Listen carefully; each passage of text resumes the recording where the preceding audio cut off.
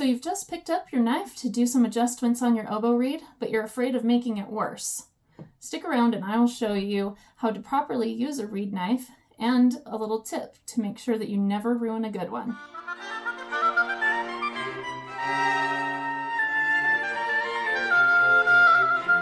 Okay, so spoiler alert, the tip to make sure you never ruin a good reed is to not scrape on your good reeds. If you've watched any of my other videos, you'll have heard me say to save your cracked reeds and use them to practice your knife skills so that you're not going to ruin your good reeds. Throughout this video, I'm going to be explaining knife techniques as a right-handed person.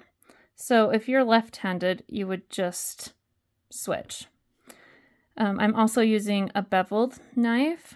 There are different knives, but this one is beveled, so it has the tip that comes down like this. If you're left-handed, you'll want to make sure you get a left-handed beveled knife. So first you want to practice holding the reed properly. So you hold it in your non-dominant hand and you put the tip on your finger about at your first knuckle. And whenever you're scraping, especially on the tip, but it's good practice to always use a plaque in the reed. So you'll insert the plaque and hold the reed with your fingers in your hand, like this, with your thumb on top,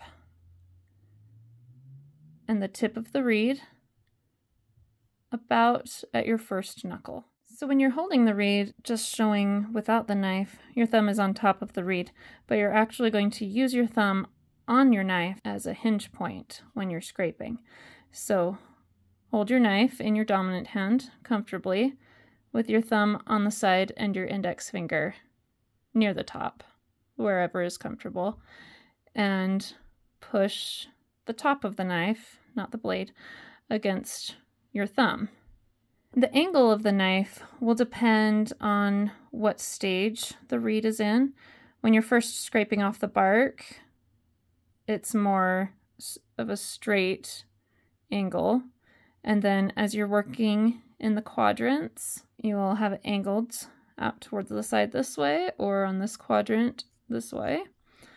So when I say quadrant, I mean we divide the reed into 4 parts. So on this side, you divide it in the middle. You have one side over here, one side over here.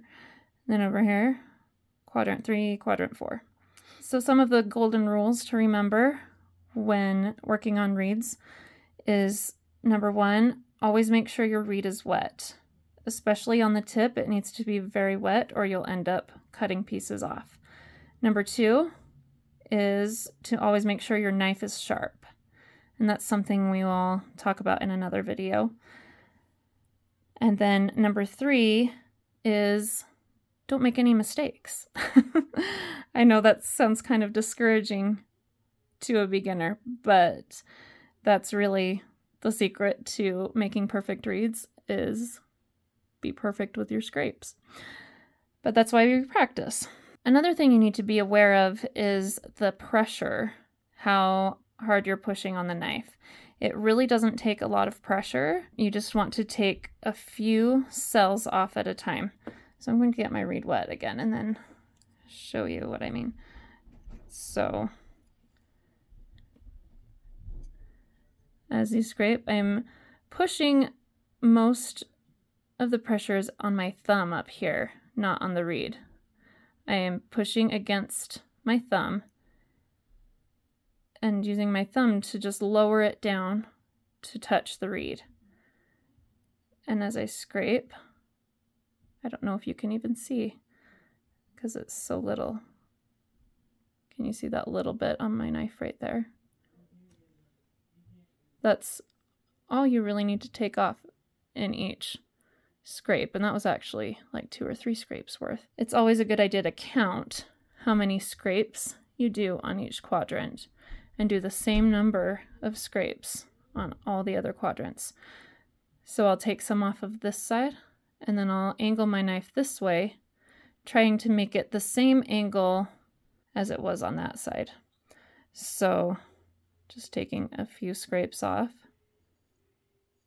and making sure you go all the way to the plaque. Don't stop before you get to the end of your reed.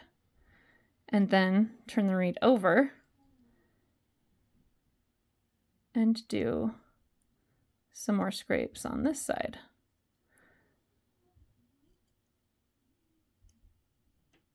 Making sure you're putting the pressure against your thumb and not against the reed.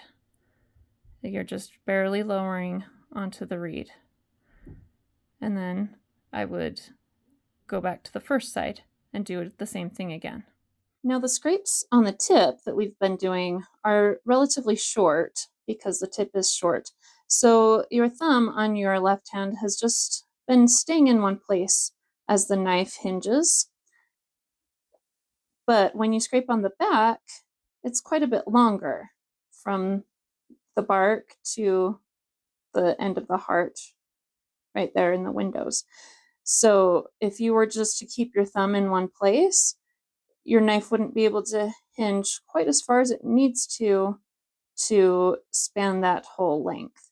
So when you scrape on the back, your thumb actually moves up a little bit following the knife to keep that pressure from the knife on your thumb at all times. So with the back and the windows, you always want to make sure that you're staying in those quadrants. Don't ever scrape right down the center of the reed because you want to keep the spine intact to keep the reed stable. And also don't scrape right along the edges over here because you want to keep the rails on the sides intact as well. So it's thicker on the edges and down the middle, and then thinner in that window in between.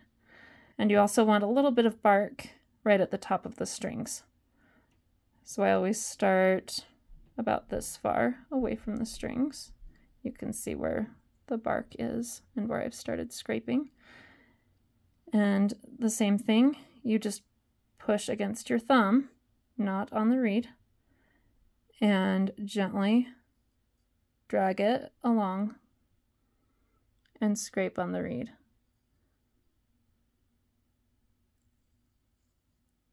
And then do the same thing in the other quadrant, just taking a few cells off at a time.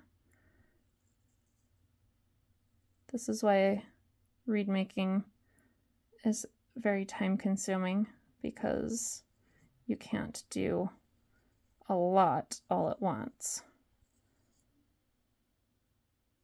And I always try to wipe off what I've scraped so that I can see how much I'm scraping off and try to get the same amount on each quadrant.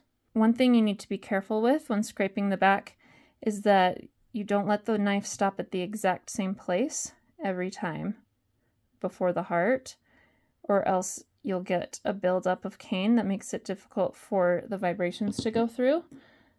Yeah, this one, you can see it's not too bad, but there's a little ridge right there. It's worse on this side, where the knife has stopped and it's not very smooth. So you want to make sure to not take off too much cane in one swipe, because that'll do it. If you're pushing too hard and then stop suddenly, it will make the ridge. And you also want to make sure you're not stopping at exactly the same place with every scrape. Sometimes only go this far, sometimes go a little bit further, and it kind of evens things out. But you want to try to do that same thing on each quadrant of the reed. So I think the biggest thing that will help you with your reed making skills is learning the pressure of the knife. Because if you push too hard and instead of pushing against your thumb, you're pushing down on the reed, you will clip the corners off your reed every time. So just make sure you're always pushing that knife against your thumb and gently lowering it down and barely scraping on the reed. You never want to push the knife down onto the reed itself, or you will clip that corner off, and then you're not going to get the response that you want from the reed. If you found this video helpful, drop a comment and let me know. And then be sure to subscribe so you don't miss any of my future videos.